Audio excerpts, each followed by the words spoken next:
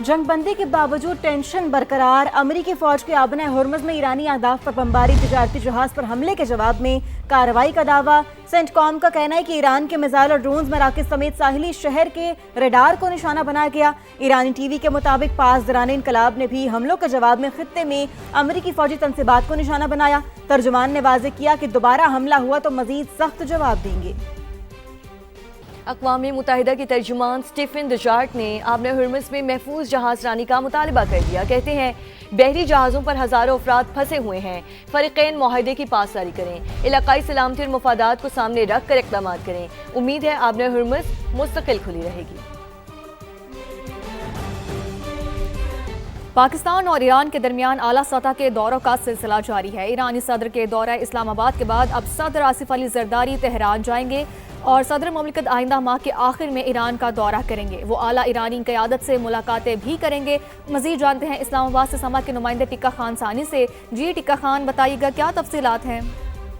जी बिल्कुल, बड़ी अहम डेवलपमेंट है। ईरानी सदर के दौरा पाकिस्तान के बाद अब पाकिस्तानी सदर आसिफ अली ज़रदारी जो है वो भी ईरान का दौरा करेंगे। इस हवाले से ज़राए ने तस्दीक की है कि उनका जो दौरा है इस माह आइंदा माह के आखिर में, मतलब यानी जुलाई के आखिर में सदर ममलिकत आसिफ अली ज़रदारी ईरान जा सकते हैं। सदर ममलिकत के दौरे के हवाले से अभी हतमी शेड्यूल जो है वो तैयार किया जा रहा है। इस हवाले से उनको पहले भी इस दौरे की दावत दी गई थी और इस साल के आगाज में सदर ममलिकत ने ईरान जाना था। ताहम जो कशीदगी हुई मशरिक़ वस्ता में और ईरान अमेरिका जंग के बाद उन्हें उनका दौरा जो है वो ना हो सका और यही जंग जो है वो रुकावट बनी। ताहम अब चूँकि जंगी हालात बेहतर हैं और गुज़श्ता दिनों जब ईरानी सदर डॉक्टर मसूद पज़ेश्कियान यहाँ पहुँचे, उनकी मुलाकात हुई सदर आसिफ अली ज़रदारी के साथ और उन्होंने एक तो इस्तफ़सार किया कि उस वक्त भी वो नहीं आ सके और दोबारा उन्होंने दावत दी दौरा ईरान की, जिसपे सदर आसिफ अली ज़रदारी ने कबूल किया है। ताहम जो ऐवान सदर के तर्जुमान हैं उन्होंने ये वाज़ेह किया है कि अभी कोई हतमी शेड्यूल नहीं तैयार किया गया, ना ही अभी उन्हें मालूम है कि दौरा कब होने जा रहा है। ताहम उनका ये कहना था कि सदर ममलिकत के पास पहले से दौरे की दावत तो मौजूद है, ताहम हतमी फैसला सदर आसिफ अली ज़रदारी ही करेंगे। सही, टिक्का खान सानी, अपडेट्स के लिए आपका बहुत शुक्रिया। पेशावर का कदीमी किस्सा खानी बाजार तजावुज़ात की ज़द में है। जगह जगह हथरेड़ी और ठेलों की वजह से फुटपाथ पर चलना मुहाल हो गया है। शहरियों को पैदल चलने में मुश्किलात का सामना है। मजीद बात करेंगे सज्जाद हैदर से। जी सज्जाद, बताइए। जी बिल्कुल, हम इस टाइम यहाँ पर किस्साखानी के तारीखी बाज़ार में मौजूद है और ये वो तारीखी NA1 का हल्का साबिक NA1 का हल्का है जहाँ से बेनज़ीर भुट्टो ने भी इलेक्शन लड़ा। लेकिन इस बाज़ार की तज़ीन व आराइश के ऊपर जो है 10 करोड़ रुपए के करीब जो है हुकूमत की जानिब से फ़ंड्स का खर्चा किया गया था। लेकिन अभी भी उस बाज़ार की वही सूरत हाल दोबारा जो है बहाल हो चुकी है। तजावुज़ात की यहाँ पर भरमार है, फुटपाथ पर लोगों को चलने का रास्ता नहीं है। रेड़ियाँ वाले यहाँ पर ठेले लगा कर बैठे हुए हैं जिनसे शहरियों को मुश्किलात का सामना करना पड़ता है। हमारे साथ बाज़ार के जनरल सेक्रेटरी मलक अस्तर मौजूद है, उनसे हम जानना चाहिए क्या कहेंगे इस बाज़ार के हवाले से तजावुज़ात।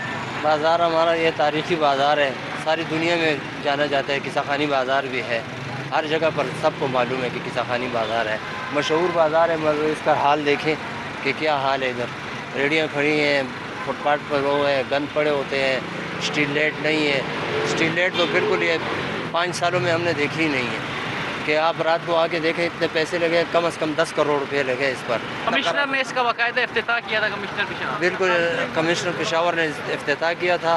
उसने हमारे साथ मीटिंग की कि हम काम करते हैं। हमने उसको इतनी रिक्वेस्ट की थी रमज़ान में मत करो, उसने सब्र नहीं किया। उसने कहा नहीं, काम करते हैं, काम हो जाए। काम हुए हैं, अच्छा हुआ है, मगर उसकी हिफाजत नहीं हुई है। आप देखें जगह पर जगह बेंच टूटे हुए हैं और रश बनी हुई है। और हमारे साथ जरा बाज़ार का विजिट करें, हमें बताएं कि बाज़ार की क्या सूरत हाल है। रेडियाँ वगैरह यहाँ पर जो है लगाई गई हैं, दुकानदार भी जो है यहाँ पर मौजूद हैं, लोगों के गुजरने का रास्ता यहाँ पर नहीं है। क्या मसाइल है, क्यों यहाँ से रेडियाँ नहीं हटाई जाती? बस बाज़ार के है कि दुकानदार भी जो है पैसे लेते हैं, ऐसे कोई भी नहीं खड़ा है। हम के आगे जो खड़े हैं वो भी, और रेडियो वाले भी बस खड़े हैं कि उन्होंने पास कोई रोज़गार का ज़रिया नहीं है।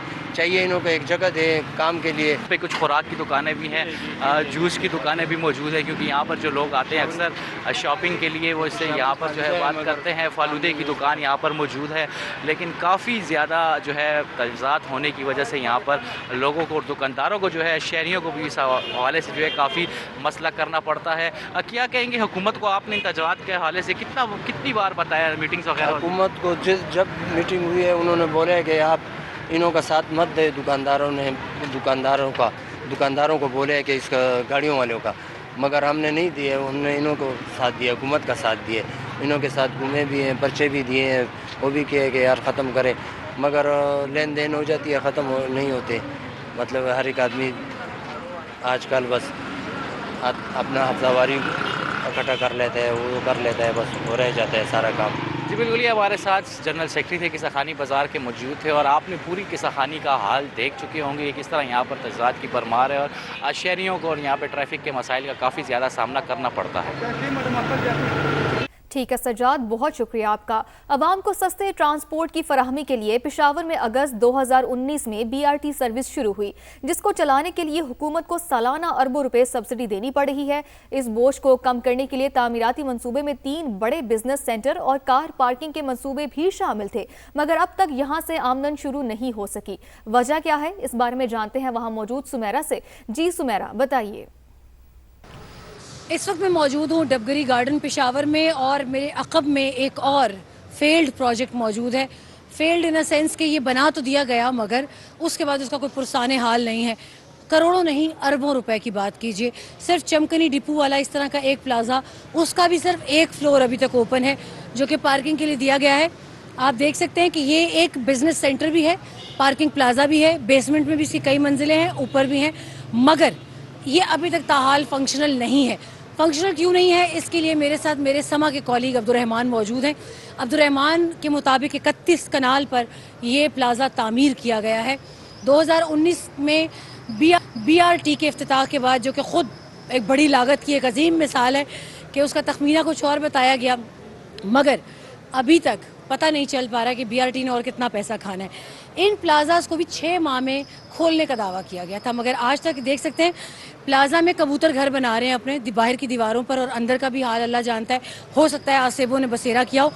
رحمان بھائی, آپ نے تو اس میں بہت ساری رپورٹس بنائی ہیں, کیا وجہ ہے, کیوں نہیں اس کو ہینڈ اوور کرتے بزنس مین کو؟